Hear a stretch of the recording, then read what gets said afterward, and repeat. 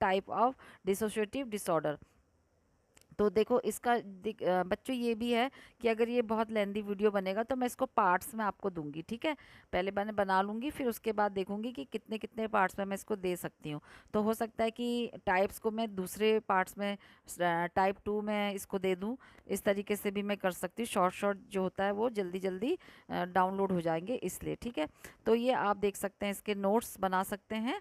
और play list में जाके अगर आपको और भी बहुत सारे नोट्स पड़े हैं इसमें मेंटल हेल्थ के और मिडवाइफरी गायनेकोलॉजी, जिसके भी आपको नोट्स चाहिए, आप वो फंडामेंटल हो या कोई भी सब्जेक्ट से रिलेटेड, प्लेलिस्ट में जाके आप नोट्स को देख सकते हैं टॉपिक को सर्च करके। तो देखिए अब हम 3 टाइप के डिसोशिएटिव डिसऑर्डर देखते हैं। यानी कि डिसोशिएटिव डिसऑर्डर में 3 टाइप के आते हैं, जो कि पहला होता है डिसोशिएटिव अमेंशिया, ठीक है। उसके बाद दूसरा होता है जो ग्रीन कलर से लिखा वो है, हाँ, depersonalization derealization disorder. और जो थर्ड वन है वो है डिसोशिएटिव आइडेंटिटी डिसऑर्डर, ठीक है, डीआईडी जिसे शॉर्ट में बोलते हैं, ठीक है। अब हम इनको वन बाय वन देखते हैं, ठीक है। तो जो 3 टाइप ऑफ डिसोशिएटिव डिसऑर्डर में क्या क्या आता है, डिसोशिएटिव एमेंशिया। जो डिसोशिएटिव एमेंशिया होता है, ये क्या होता है, when the person can't remember the detail of traumatic और स्ट्रेसफुल इवेंट। अगर आप उससे पूछेंगे उसके संग क्या हुआ था, कब हुआ था, मतलब जो जो भी वो ट्रॉमा से गुजरा है उसको कुछ याद नहीं रहता है, और जो उसको स्ट्रेसफुल जो इवेंट रहता है उसको याद नहीं रहता है। तो ये जो पर्सन होता है उसको रिमेंबर नहीं कर पाता, ठीक है, याद नहीं कर पाता। Although they do realize they are experiencing memory loss, ठीक है। और क्या होता है, वो उनको याद नहीं रख पाता, हालांकि उसको ये एहसास होता है कि उसको कुछ भूल रहा है, वो भूलने की उसको प्रॉब्लम आ रही है, मेमोरी लॉस उसकी हो रही है, ऐसा उसको महसूस होता है। This is also known as psychogenic amnesia. इसको जो है साइकोजेनिक एमेंशिया के नाम से भी आप बोल सकते हैं। तो ये एक ही चीज़ होगी, ठीक है। This type of amnesia can last from a few days to 1 और मोर ईयर, ठीक है। तो ये जो एमेंशिया होता है, भूलने वाली जो ये प्रॉब्लम होती है, ये कुछ दिन तक भी रह सकती है, या फिर एक साल तक रह सकती है, या और ज़्यादा साल तक भी रह सकती है। मतलब जितनी सीवियर होगी उतना ज़्यादा लंबा टाइम इसका रहेगा, ठीक है। और जो डिसोशिएटिव एमेंशिया होता है may be link to other dissociative, जैसे कि एंजाइटी डिसऑर्डर। तो जो डिसोशिएटिव एमेंशिया जो होता है, पहले टाइप का जो ये एमेंशिया होता है, डिसोशिएटिव डिसऑर्डर जो होता है, वो एंजाइटी डिसऑर्डर से मिलता जुलता होता है, उससे ये लिंक करता है, ठीक है। जो डिसोशिएटिव एमेंशिया होता है, ये फॉरगेटिंग में बी लिमिटेड और टू स्पेसिफिक एस्पेक्ट लाइफ, और may include much of life history and identity, ठीक है। तो ये जो होता है अपना, जो ये मतलब कुछ अपना लिमिटेड फॉरगेटिंग हो जाती है, यानी कि ये कुछ भूल जाता है अपने लाइफ के बारे में, कुछ स्पेसिफिक जो लाइफ के एस्पेक्ट्स होते हैं, कुछ इंपॉर्टेंट एस्पेक्ट्स होते हैं, उनको ये भूल जाता है। या फिर ये मैनी और क्या कर सकता है, ये may include much of life history और आइडेंटिटी। और कभी कभी ये होता है कि ये अपनी जो लाइफ हिस्ट्री होती है उसको भी भूल सकता है, और साथ में अपनी आइडेंटिटी को भी भूल सकता है कि मैं कौन हूँ, मेरा नाम क्या है, इस तरीके से, ठीक है। देखिए हिंदी में भी मैंने लिखा है कि भूलना जीवन के विशिष्ट पहलुओं तक सीमित हो सकता है, या इसमें जीवन का अधिकांश हिस्सा या पहचान भी शामिल हो सकती है। यानी कि कम लेवल में होगा तो ये कुछ ही एस्पेक्ट को भूलेगा, लेकिन अगर ये सीवियर होगा, ज़्यादा गंभीर होगा, तो अपनी लाइफ हिस्ट्री भूल जाएगा, और अपनी सेल्फ आइडेंटिटी को भी भूल जाएगा, ठीक है। तो ये 4 टाइप की कैटेगरी में हम इसको डिवाइड कर सकते हैं डिसोशिएटिव एमेंशिया को।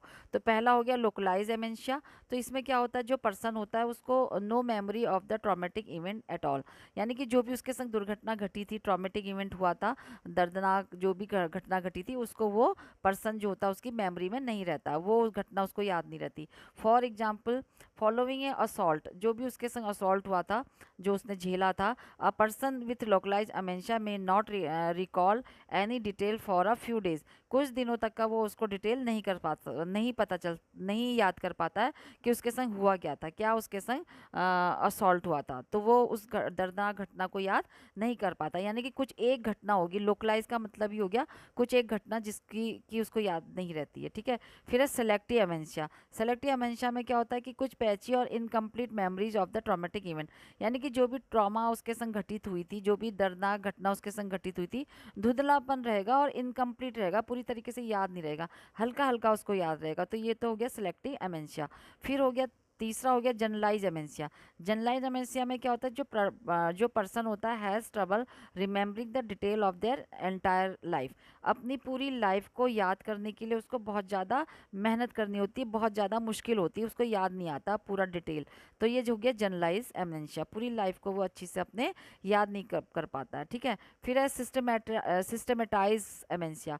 इस एमेंशिया में क्या होता है कि जो पर्सन होता है very particular and specific memory loss हो जाती है।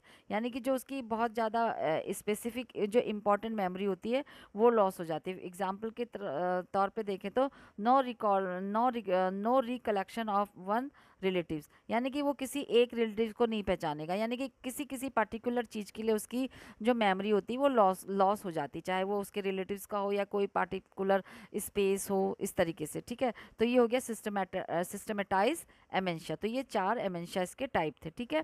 अब इसके सिम्टम क्या होते हैं डिसोसिएटिव एमेंशिया के। तो डिसोसिएटिव एमेंशिया के जो सिम्टम होते हैं, main symptom episode of the amnesia memory loss. सबसे ज़्यादा तो इसमें किसका एपिसोड आता है, मेमोरी लॉस होती है, जो कि क्या होती है इसमें कम एंड सडनली। जो ये मेमोरी लॉस होती है अचानक से होती है, और इट कैन लास्ट मंथ और ईयर। ये क्या होती है कुछ महीनों से लेके ईयर तक भी हो सकती है, कुछ साल तक भी रह सकती है, ठीक है, memory loss. There are 3 types of amnesia. अब जो एमेंशिया होती है वो 3 टाइप की होती है, जो कि मैंने बताया। लोकलाइज होगी, तो इसमें क्या होगा, कांट रिमेंबर एनी इवेंट और पीरियड ऑफ टाइम। कुछ जो पीरियड होगा, कोई टाइम इवेंट होगा जो कि कॉमन होगा, वो उसको याद नहीं होगा, ठीक है। फिर होता है दूसरा, सेकंड होता है डीपर्सनलाइजेशन डी रियलाइजेशन डिसऑर्डर।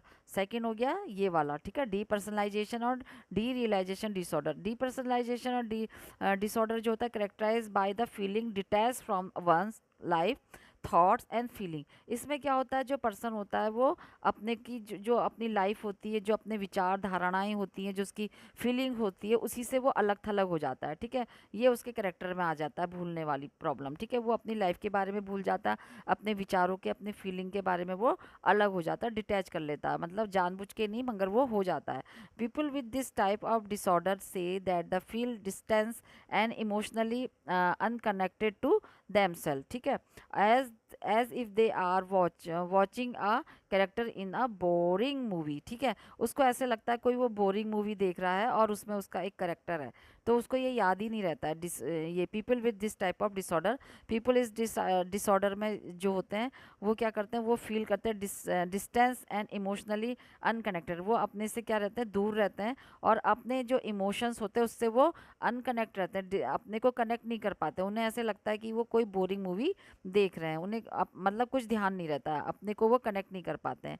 और डिसकनेक्टेड फ्रॉम द एनवायरनमेंट, और अपने को वो जिस एनवायरनमेंट में रह रहे होते हैं उससे भी वो अलग थलग रहते हैं, अपने को अलग कर लेते हैं। डी रियलाइजेशन मतलब रियलिटी से वो अलग रहते हैं, रियलिटी में क्या हो रहा है उन्हें कुछ पता नहीं रहता, ठीक है। और अदर टिपिकल सिम्टम भी इसमें होते हैं इस प्रॉब्लम में, कंसंट्रेशन एंड मेमोरी, मतलब वो अब जब उनको याद ही कुछ नहीं रहता, उनकी मेमोरी की प्रॉब्लम है, तो मेमोरी लॉस होगी, और वो कंसंट्रेशन भी नहीं कर पाएंगे, मतलब एकदम से वो किसी चीज़ में एकाग्रचित्त नहीं हो पाएंगे, ठीक है। द पर्सन में रिपोर्ट फीलिंग स्पेसी और आउट ऑफ कंट्रोल, ठीक है।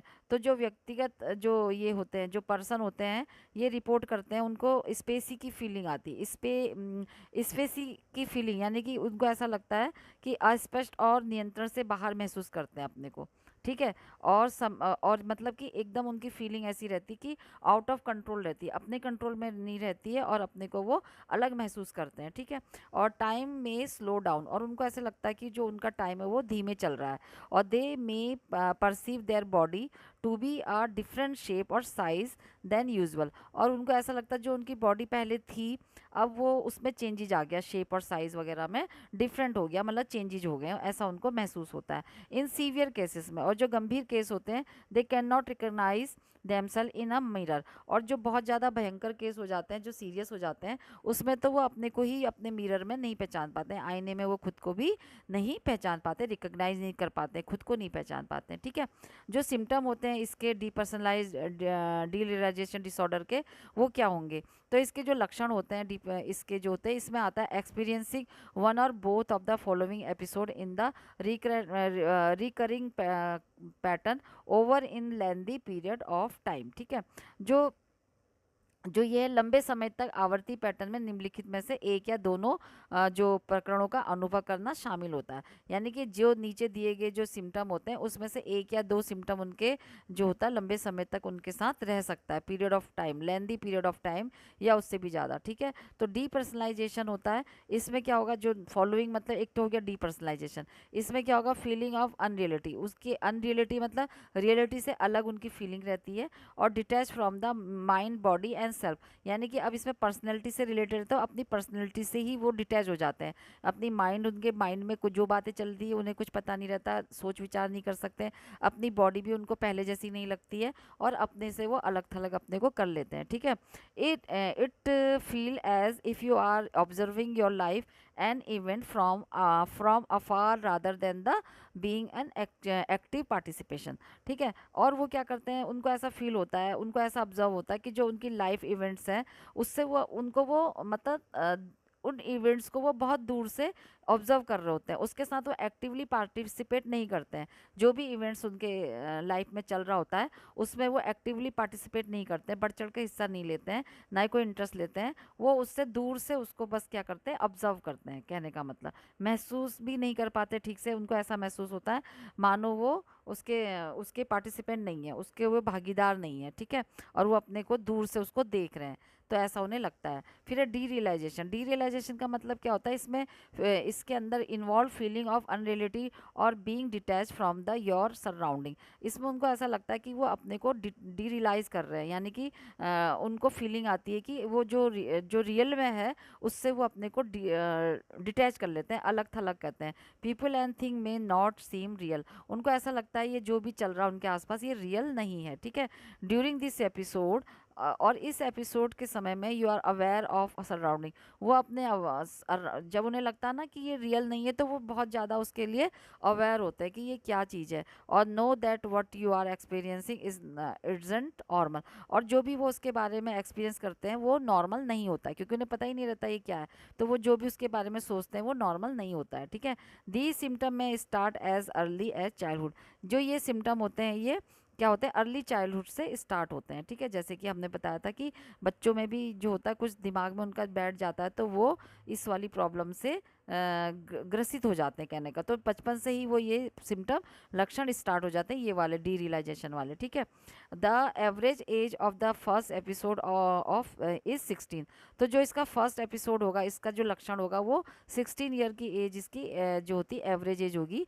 और fewer than the 20% of people with this condition will have their first episode after age 20। ठीक है, तो क्या होगा, ये लक्षण बचपन से ही शुरू हो जाते हैं। मैंने बोला पहले एपिसोड की जो औसत आयु होती है वो 16 ईयर होती है, और इस स्थिति वाले जो 20% से कम लोग जो होते हैं वो 20 साल की उम्र के बाद पहला एपिसोड होता है। ठीक है, यानी कि 20% जो होते हैं ऐसे होते हैं जो कि 20 ईयर के बाद भी पहला एपिसोड उनको हो सकता है।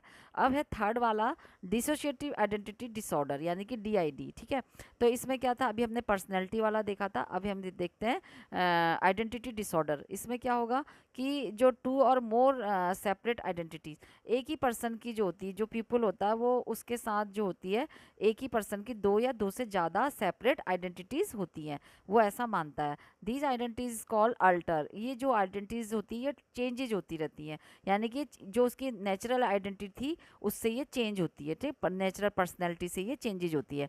Control their behaviour as as various time. ठीक है, अब वो जो होता है वेरियस टाइम में उसको ऐसा उसका जो बिहेवियर होता है वो कंट्रोल करता है, जो बहुत से ऐसा टाइम आता है जिस समय उसका बिहेवियर जो होता है वो कंट्रोल करता है। Each alter has its own personal history. ठीक है, जो भी उसका कैरेक्टर होता है, कैरेक्टरिस्टिक्स होती है, जो चेंजेबल कैरेक्टरिस्टिक जो उसकी चेंज हो चुकी है, उसकी जो पर्सनैलिटी होती है, उसकी हिस्ट्री, उसकी कंडीशन, उसकी जो लाइकनेस और डिसलाइकनेस जो होती है वो अपनी अलग अलग होती है। कहने का मतलब है उसकी जो पर्सनैलिटी होती है वो एक ही पर्सन की 2 या 2 से 4 पर्सनैलिटी भी हो सकती है, अलग भी हो सकती है, ज़्यादा भी हो सकती है, और सबकी पर्सनैलिटी की अलग अलग अपनी अपनी कैरेक्टरिस्टिक्स होती है, लाइक डिसलाइक होता है। ठीक है, और डिसोशिएटिव डिसऑर्डर कंटिन्यू करते हैं। तो डिसोसिएटिव डिसऑर्डर जो होता है वो इसमें most controversial of the dissociative disorder, ये जो डिसोसिएटिव डिसऑर्डर का कंट्रोवर्शियल प्रॉब्लम होती है। डीआईडी जो होती है वो क्या होती है, डीआईडी जो होती है मोस्ट कंट्रोवर्शियल होती है डिसोसिएटिव डिसऑर्डर का, ठीक है, प्रॉब्लम का। Previously called multiple personality disorder, पहले इसको मल्टीपल जो पर्सनैलिटी डिसऑर्डर बोला जाता था। This is the most severe kind of dissociative disorder, ये जो होता है बहुत ज़्यादा सीवियर गंभीर समस्या है डिसोसिएटिव डिसऑर्डर की, ठीक है, गंभीर टाइप की समस्या होती है, और गंभीर टाइप का एक टाइप होता है डिसोसिएटिव डिसऑर्डर का, ठीक है। This condition typically involve the coexistence of two और more personality state within a same person, इसमें एक ही सेम पर्सन में क्या होती है, दो या दो से ज़्यादा पर्सनैलिटी यानी कि उसकी होती करेक्टरिस्टिक्स होती है। While the different personality state influence the person behaviour, person usually not aware of this personality state, जो पर्सन होता है वो इन पर्सनैलिटी से अवेयर नहीं रहता, उसको पता नहीं रहता कि उसकी पर्सनैलिटी चेंज हो रही है, ठीक है, और वो क्या करता है उन पर्सनैलिटी से उसका जो बिहेवियर होता है वो इन्फ्लुएंस करता है, प्रभावित रहता है, ठीक है, जो भी उसकी करेक्टर पर्सनैलिटी होती है, और वो डिफरेंट डिफरेंट टाइप की होती है। तो वो एक्सपीरियंस करता है कुछ मेमोरीज उसकी लैप्स हो रही है, यानी कि उसको मेमोरी लैप्स हो रही है, इसीलिए उसकी पर्सनैलिटी वो जैसा अपने को समझता उसी तरीके की वो एक्टिविटीज़ करने लगता है, पहले वाली पर्सनैलिटी से अलग, ठीक है। A person who has dissociative identity disorder almost always at dissociative amnesia too, तो जिस व्यक्ति को डिसोसिएटिव आइडेंटिटी डिसऑर्डर होता है उसे लगभग हमेशा डिसोसिएटिव भूलने की बीमारी भी होती है, यानी कि अमेंशिया वाली प्रॉब्लम भी उसको होती है, इसीलिए वो वाली प्रॉब्लम पर्सनैलिटी डिसऑर्डर वाली और भूलने की प्रॉब्लम इसमें होती है, डीआईडी वाली प्रॉब्लम होती है, ठीक है। तो there also symptom called dissociative fugue, इन सिम्टम को डिसोसिएटिव फ्यूग भी बोलते हैं, ठीक है। तो ये जो फ्यूग होता है ये जो होता है इसमें it's a temporary mental state, ये जो होता है परमानेंट नहीं होता है, ये जो होता है टेम्परेरी मेंटल स्टेट होता है, मेंटल कंडीशन होती है जो कि अस्थायी होती है। In which the person has memory loss, इसमें जो होता है पर्सन की मेमोरी लॉस हो जाती है और and up in unexpected place, और वो क्या करता है अपने को अनएक्सपेक्टेड जो उसने सोचा भी नहीं था वहाँ उस जगह पे वो पहुँच जाता है, क्योंकि वो उसकी मेमोरी लॉस हो जाती है, ठीक है।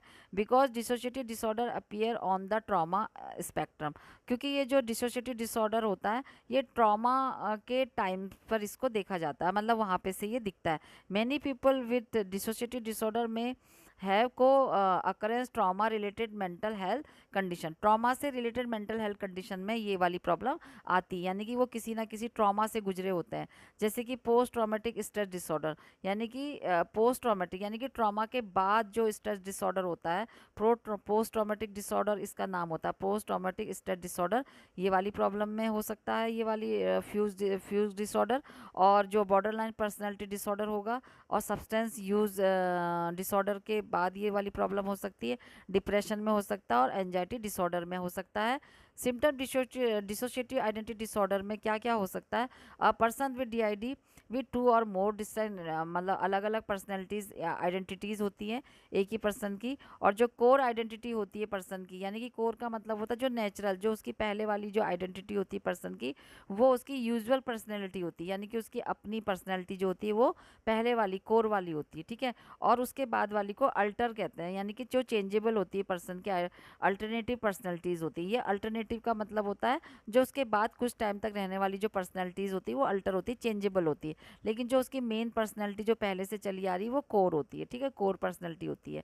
तो the core is the identity, उसकी जो आइडेंटिटी होती है वो कोर ही होती है, जो कि क्या होती है had before developing DID and alter, यानी कि ये चेंज जो उसकी पर्सनैलिटी चेंज होने से और जो डीआईडी डेवलप होने से पहले उसकी कोर वाली आइडेंटिटी थी, यानी कि जो प्रीवियस आइडेंटिटी वही उसकी मेन रहती है, ठीक है।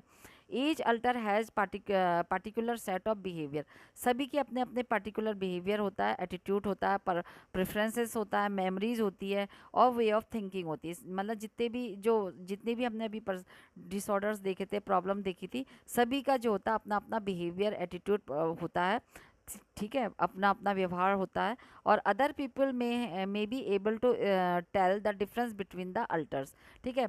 तो जो जो दूसरे लोग होते हैं वो एबल होते हैं, कुछ लोग जो कि अपने जो ये अल्टर चेंजेज वाली पर्सनैलिटी होती है उसके बीच में डिफरेंस को बता पाए, ठीक है। As well as the person who with DID, जिसको कि DID वाली प्रॉब्लम होती है, वो पर्सन, कुछ पर्सन ऐसे होते हैं जो एबल होते हैं अपनी DID वाली पर्सनैलिटी के साथ ही अपनी पर्सनैलिटी को डिफ्रेंशिएट करने के लिए, जो अंतर बताने के लिए कि ये चेंजेस आया है, और shifting from one alter to another in involuntary and sudden. और ये जो होता है, ये एक पर्सनैलिटी से दूसरे पर्सनैलिटी में जो होता है इनवॉलंटरी चेंज हो जाता है और अचानक से होता है, यानी कि वो नहीं चाहते कि उनकी एक पर्सनैलिटी से दूसरी पर्सनैलिटी में चेंज हो जाए, तो वो अचानक से होगा और सडनली होगा, ठीक है। अचानक से मतलब वही हुआ, सडनली होता है। और कैसे होता है वो, इनवॉलंटरी, मतलब ना चाह के, मतलब वो नहीं चाहते थे फिर भी वो हो रहा है, उनको दूसरी वाली पर्सनैलिटी हो रही है। मतलब एक ही पर्सन को कितनी पर्सनैलिटी को करेक्टर मतलब हैंडल करना पड़ रहा है। Any other symptom of DID, जो अनदर सिम्टम होता है DID का, is going gaps in memory, यानी कि जो मेमोरी होती है उसके बीच में गैप हो जाता है अबाउट द एवरीडे इवेंट, यानी कि एवरीडे के इवेंट्स होते हैं, जो पर्सनल जो इन्फॉर्मेशन होती है, और जो पास ट्रॉमेटिक इवेंट्स उसने गुजरे होते हैं उसके पास, यानी कि पहले जो ट्रॉमेटिक इवेंट उसके साथ हुए होते हैं, और जो उसकी पर्सनैलिटी की जो इन्फॉर्मेशन होती है, वो सब के बीच में उसकी जो मेमोरी होती है उसमें गैप आ जाता है, यानी कि थोड़ी बहुत वो लॉस हो जाती है, ठीक है, बीच में। तो these symptom can range widely in severity, ठीक है। तो ये जो कमी आ जाती है इन लक्षणों को, ये जो लक्षण होते हैं, ये जो सिम्टम होते हैं, ये क्या हो सकते हैं, गंभीर हो सकते हैं फॉर सम पीपल। और कुछ पीपल जो होते हैं, द कंडीशन मिनिमल इंटरफेयर, कुछ पर्सन को तो ये क्या होते हैं, मिनिमली इंटरफेयर करते हैं, ज़्यादा उनमें असर नहीं पड़ता विद देयर उनकी लाइफ में। For other it cause significant issue, लेकिन कुछ को क्या होता है, इसके वजह से बहुत ज़्यादा सिग्निफिकेंट यानी इंपॉर्टेंट इशूज़ हो जाते हैं, महत्वपूर्ण समस्याएं उत्पन्न हो जाती हैं, ठीक है। तो हु इज़ डिसोशिएटिव डिसऑर्डर, जो इफ अफेक्ट, किन लोगों को जो होता है ये अफेक्ट करता है, जो डिसोशिएटिव डिसऑर्डर होता है। पीपल जो होता है ये ऑल एजेज में, जो पीपल ऑल एजेज में होते हैं, किसी भी एज ग्रुप में ये अफेक्ट कर सकता है, किसी भी रेस में, जाति में, और ये यहाँ पे लिखा है ना, जाति हो गई, सोशियो इकोनॉमिकल बैकग्राउंड, यानी कि उसका जो बैकग्राउंड होता है अमीरी गरीबी वाला नहीं, किसी भी बैकग्राउंड वाले को ये अफेक्ट कर सकता है। कैन डेवलप डिसोशिएटिव डिसऑर्डर, किसी को भी हो सकता है। ये देखिए आप, इसमें लिखा है सभी उम्र और नस्ली, जाति, सामाजिक स्थिति, पृष्ठभूमि के लोगों को विघटनकारी विकार विकसित हो सकता है, ठीक है। पीपल एंड, जो women and people assign female, जो वुमेन होती हैं और जो बचपन में ही जब वो पैदाइशी फीमेल असाइन होती है, यानी कि उनको फीमेल बोला जाता है जब से वो पैदा होती हैं, बर्थ के समय से वो फीमेल होती हैं, तो उनको ये वाली प्रॉब्लम ज़्यादा देखने को मिलती है, ये मतलब डायग्नोज ज़्यादा ये होते हैं, ये वाली प्रॉब्लम ज़्यादा उन्हीं लोगों को, फीमेल को ज़्यादा होती है, ठीक है। People who experience physical and sexual abuse is childhood, जिन पीपल को बचपन में फिजिकल और सेक्सुअल चाइल्ड अब्यूज जिनके साथ हुआ है, तो वो ग्रेटर रिस्क में होते हैं, यानी कि उनको ज़्यादा रिस्क होता है DID को डेवलप होने के लिए, ये वाली प्रॉब्लम उनमें ज़्यादा देखने को मिलती है। अबाउट 90% ऑफ पीपल जो होते हैं DID के, वो यूनाइटेड स्टेट्स में पाए गए, ठीक है। यूनाइटेड स्टेट्स और कनाडा और यूरोप में जो होते हैं, वो जिनको चाइल्डहुड अब्यूज़ और नेगलेक्ट किए गए थे, वो कम से कम 90% ऐसे थे जो कि बाद में DID डेवलप उनमें हुआ था। कम से कम 90% तो चाइल्डहुड वाले अब्यूज़ के और ट्रॉमा के कारण ये वाली प्रॉब्लम देखने को मिलती है, ठीक है। How common are dissociative disorder, तो ये जो होता है कितना आम है, तो डिसोशिएटिव डिसऑर्डर जो होता है वो रेयर होता है, बहुत ही ज़्यादा कम देखने को मिलता है। About 2% of people in United state have them, यानी कि ज़्यादा से ज़्यादा 2% ऑफ पीपल इसमें देखने को मिले थे, देखने को मिले, ठीक है। सिम्टम ऑफ डिसोशिएटिव डिसऑर्डर, अब इसके डिसोशिएटिव डिसऑर्डर के सिम्टम क्या है। सिम्टम ऑफ जो sign of dissociative disorder depend on the type, यानी कि ये जो डिसोशिएटिव डिसऑर्डर है कितने टाइप की, किस तरीके का है, बहुत ज़्यादा सीवियर है, बहुत ज़्यादा गंभीर है या नहीं है, उस पर डिपेंड करता है, ठीक है। बट में इंक्लूड, लेकिन फिर भी कुछ हैं जो कि सभी में होते हैं। फीलिंग डिस्कनेक्टेड, मतलब अपने को डिस्कनेक्ट कर लेना, अपने को एक अलग थलग कर लेना। Problem with handling intense emotion, और अपने इमोशन को कंट्रोल नहीं कर पाना, उनको हैंडल नहीं कर पाना, उनके साथ प्रॉब्लम होना हैंडल करने में। And sudden and unexpected shift in mood, और उनका मूड क्या होता है अचानक से ना चाहते हुए भी शिफ्ट होता है। For example feeling of very sad, वो बहुत ज़्यादा सीरियस हो जाते हैं जिसका कि कोई रीज़न नहीं होता, अपने आप ही उनका मूड ऑफ हो जाएगा, ठीक है। डिप्रेशन, एंजाइटी, अब किसी को डिप्रेशन हो सकता है, किसी को एंजाइटी प्रॉब्लम होगी और किसी को दोनों ही प्रॉब्लम होगी जिससे उनका मूड डिप्रेस हो जाता है, कभी कभी बिना रीज़न के भी हो जाता है। और जो फीलिंग होती है as the world is distorted और नॉट रियल, उनको ऐसा लगता है जो भी उनके आसपास का जो वर्ल्ड है, उनका जो संसार है, वो सब कैसा है, रियल नहीं है। डी रियलाइजेशन होता है उनको, डिस्टर्बिंग वर्ल्ड लगता है उनको। और जो उनकी मेमोरी प्रॉब्लम होती है वो किसी ऐसे बीमारी से लिंक नहीं करती, यानी कि फिजिकल इंजरी नहीं होती, मेडिकल कंडीशन नहीं होती है, तब भी उनको मेमोरी ये वाली प्रॉब्लम देखने को मिलती है, जो कि मेमोरी प्रॉब्लम, मेमोरी लॉस वाली, ठीक है। अदर कॉग्निटिव जो होते हैं, अदर कॉग्निटिव यानी कि थॉट रिलेटेड प्रॉब्लम भी उनको होती है, जैसे कि कंसंट्रेशन प्रॉब्लम, वो कंसंट्रेट नहीं कर पाएंगे, एकाग्रचित्त नहीं हो सकते हैं, जिनको ये वाली प्रॉब्लम होती है डिसोसिएटिव डिसऑर्डर की, ठीक है। और सिग्निफिकेंट मेमोरी लॉस, लैप्सेस, और उनकी जो इंपॉर्टेंट मेमोरी होती है वो लॉस हो जाती है, जैसे कि फॉरगेटिंग इंपॉर्टेंट पर्सनल इंफॉर्मेशन, यानी कि जो अपनी पर्सनल इंफॉर्मेशन है जो कि इंपॉर्टेंट होती है उसको भी वो भूल जाते हैं, यानी कि उनकी मेमोरी भी, जो इंपॉर्टेंट मेमोरी होती है वो लॉस हो जाती है, ठीक है। Feeling compelled to behave in a certain way, और उनको ऐसा लगता है कि कुछ सर्टन वे ऐसे होते हैं, कुछ उनका जो बिहेव होता है उसको वो बहुत मुश्किल होता है उनको उसके साथ अपना बिहेव को करना, ठीक है। और व्यवहार को जो होता है बहुत ज़्यादा मजबूरी के साथ वो कुछ इस तरीके से अपने बिहेव को करते हैं। आइडेंटिटी कन्फ्यूजन, और उनको अपनी आइडेंटिटी भी कंफ्यूज लगती है, अपने बारे में भी वो ठीक से नहीं बता पाते हैं। For example behave in in in way that the person would normally find obsessive and abhorrent, यानी कि डिसलाइक और हेटेड, यानी कि पब्लिकली जो अनवांटेड बिहेवियर है वो ऐसा करेंगे क्योंकि उनकी आइडेंटिटी कन्फ्यूजन में है, तो वो ऐसा बिहेव करते हैं जो कि पब्लिकली एक्सेप्टेड नहीं होता है, ठीक है। अब इसकी पता कैसे लगाएंगे कि ये प्रॉब्लम है, तो इसका डायग्नोज ऐसे करेंगे, कैसे करेंगे, पर्सनल हेल्प ले। तो ये जो होता है, इफ़ यू आर जो concern that you and your love one may have dissociative disorder, अगर आपको लगता है आप या आपका कोई जो लव वन है वो इस वाली प्रॉब्लम से आ रहा है, भूलने वाली प्रॉब्लम आ रही है, तो ये इंपॉर्टेंट है कि उसको जो है प्रोफेशनल से हेल्प लेनी चाहिए, यानी कि जो साइकोलॉजिस्ट होते हैं उनके पास उसको लेके जाना चाहिए पर्सन को, और उनसे हेल्प लेनी चाहिए। Dissociative disorder always require professional diagnosis and care, और ये जो डिसोसिएटिव डिसऑर्डर होता है एक बहुत ज़्यादा हार्ड होता है इसको पकड़ना कि है क्या प्रॉब्लम, तो इसलिए ये इसके लिए प्रोफेशनली होते हैं जो कि इसी से जो साइकोलॉजिस्ट होते हैं उन्हीं के पास इसका निदान होता है, यानी कि डायग्नोज वो पता लगा सकते हैं और इसकी किस तरीके से केयर करनी वो ये कर सकते हैं, ठीक है। डायग्नोसिस कैन बी ट्रिकी, बहुत बहुत ज़्यादा ट्रिकी होता है, कठिन होता है इसको डायग्नोज करना डिसोसिएटिव डिसऑर्डर को।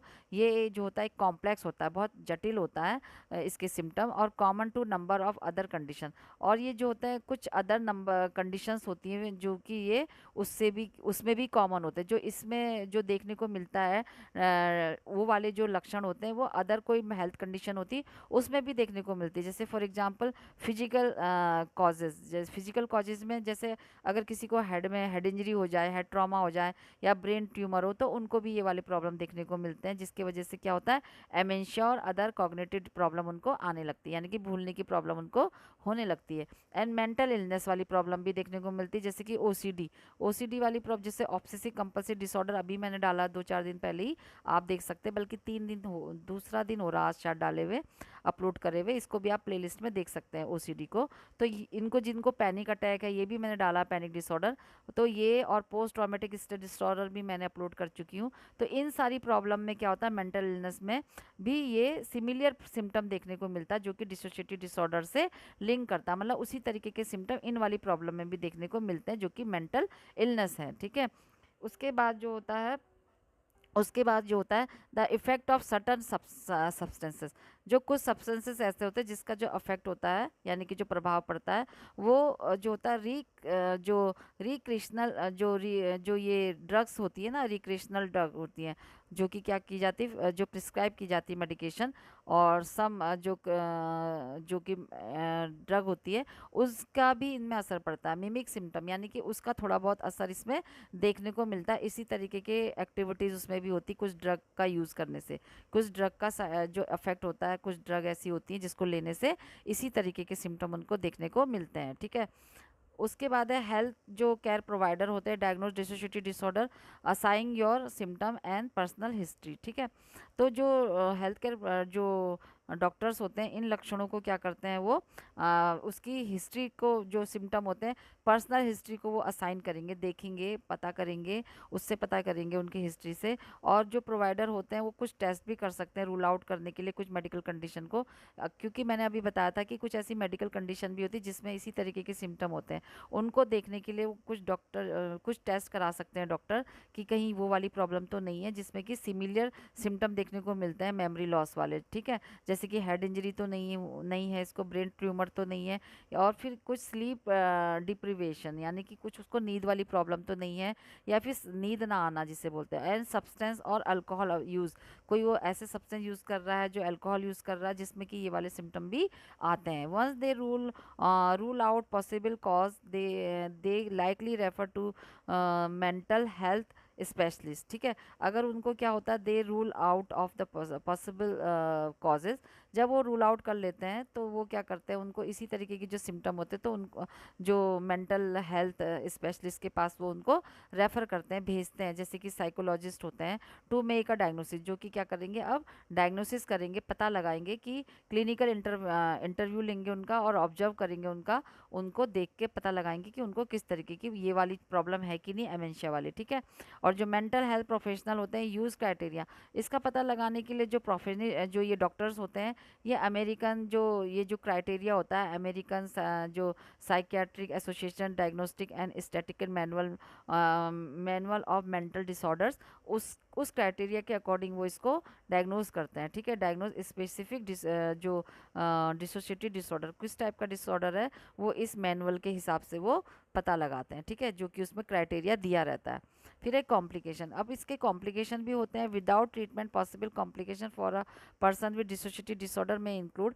अब इसमें अगर इसका ट्रीटमेंट ना किया जाए और तो इसमें कुछ कॉम्प्लिकेशन हो जाते हैं, अगर ट्रीटमेंट ना करें तो पॉसिबल कॉम्प्लिकेशन क्या हो सकते हैं, जो जटिलताएं होती हैं डिसोसिएटिव डिसऑर्डर की, वो होती हैं लाइफ डिफ़िकल्टीज़, यानी कि उनकी लाइफ में बहुत सारी परेशानियाँ आ जाएंगी, जैसे कि उनके रिलेशनशिप ब्रोकन हो जाएंगे, broken relationship and job loss, यानी कि अपनी जॉब में भी उनका मन नहीं लगेगा, अगर मेमोरी वाली प्रॉब्लम है तो जॉब लॉस हो सकती है, रिलेशनशिप लॉस हो सकता है, टूट सकते हैं, और उनकी जो नींद वाली प्रॉब्लम हो सकती है जिसको कि इंसोम्निया कह सकते हैं, नींद नहीं आएगी जिसे इंसोम्निया बोलते हैं उसे, सेक्सुअल प्रॉब्लम हो सकती है उनको, सीवियर डिप्रेशन हो सकता है, डिप्रेशन में जा सकते हैं, एंजाइटी डिसऑर्डर हो सकता है, क्योंकि उन्हें नहीं पता कि क्यों हो रहा है तो एंजाइटी बनी रहेगी। ईटिंग डिसऑर्डर, खाने पीने में भी उनका जो होता है भूख प्यास नहीं लगेगी, अनोरेक्सिया बुलिमिया नर्वसा, इस तरीके की प्रॉब्लम हो जाएगी। और क्या होगा प्रॉब्लम, और जो कुछ ऐसी ड्रग्स होती हैं जो कि अल्कोहल वगैरह वो यूज़ करने लगेंगे, और अपने को थोड़ा सा रिलैक्स दिलाने के लिए, तो वो भी एक प्रॉब्लम दे सकती है।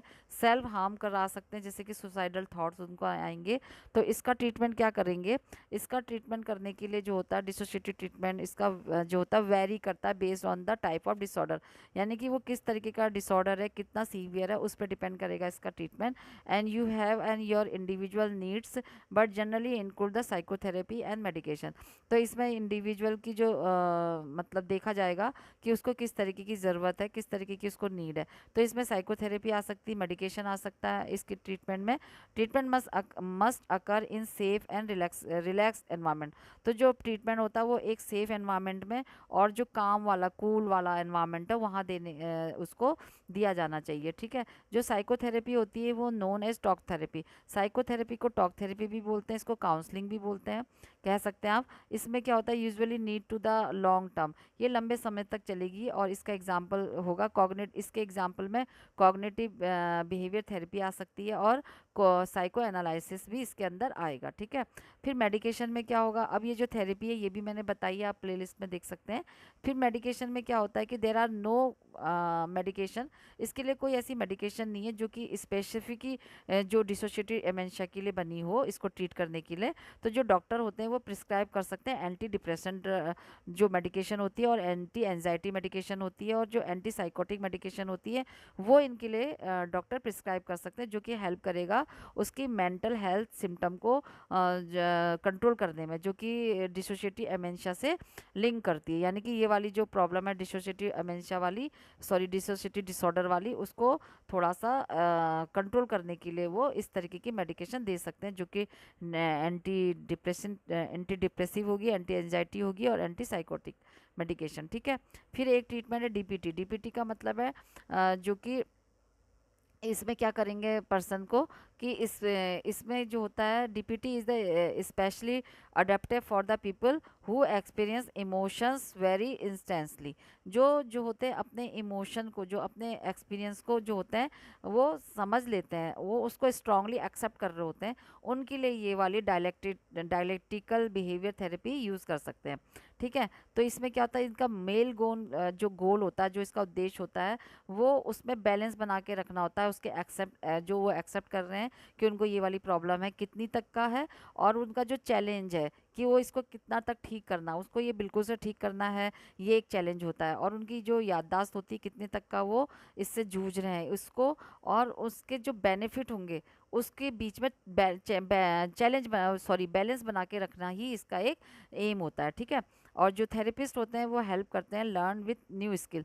जो जो थेरेपिस्ट होते हैं जो इस थेरेपी को देते हैं, उनका जो मेन गोल होता है वो उनको नई स्किल को सिखाना होता है, जिससे कि वो इमोशन को रेगुलेट करने में उनका जो इमोशंस होते हैं जो उसको रेगुलेशन हो सके और वो इम्प्रूव हो सके, उनका जो उसको रेगुलेट करने का जो प्रोसेस होता है वो इम्प्रूव हो सके, ठीक है।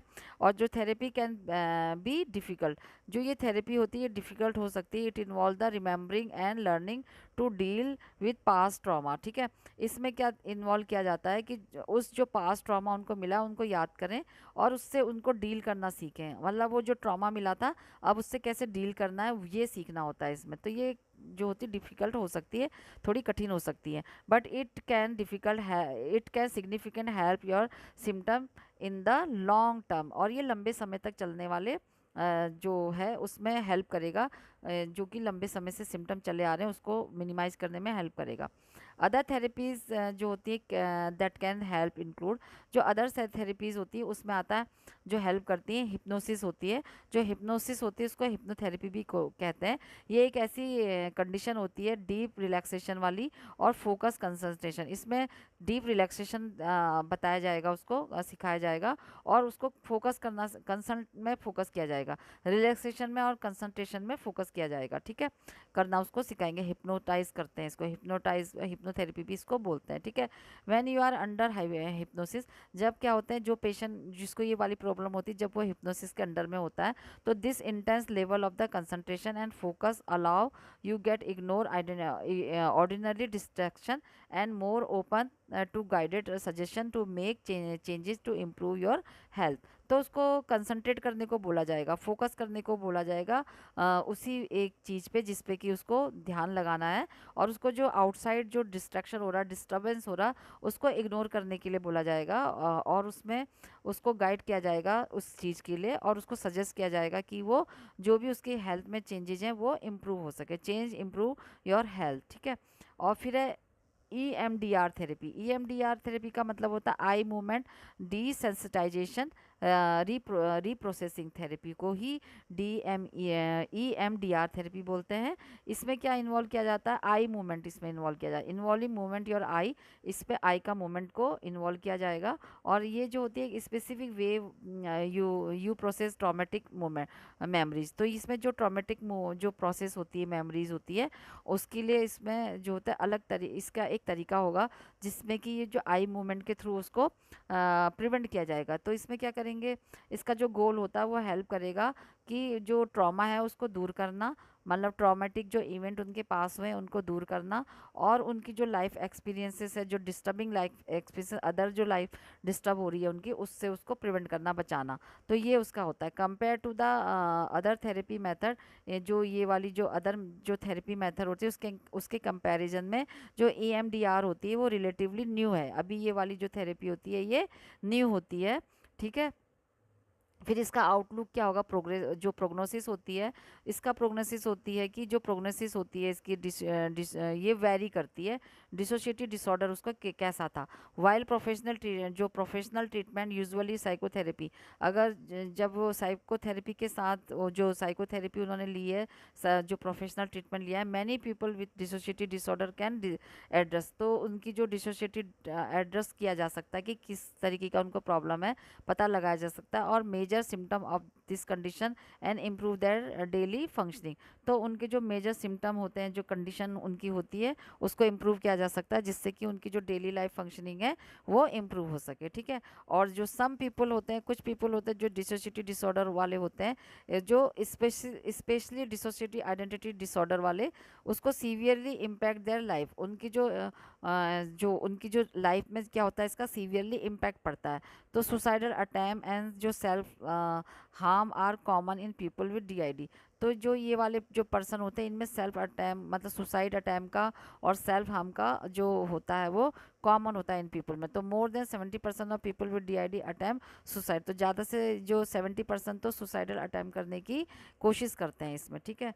तो ये इसका इम्पैक्ट पड़ता है लोगों के दिमाग में।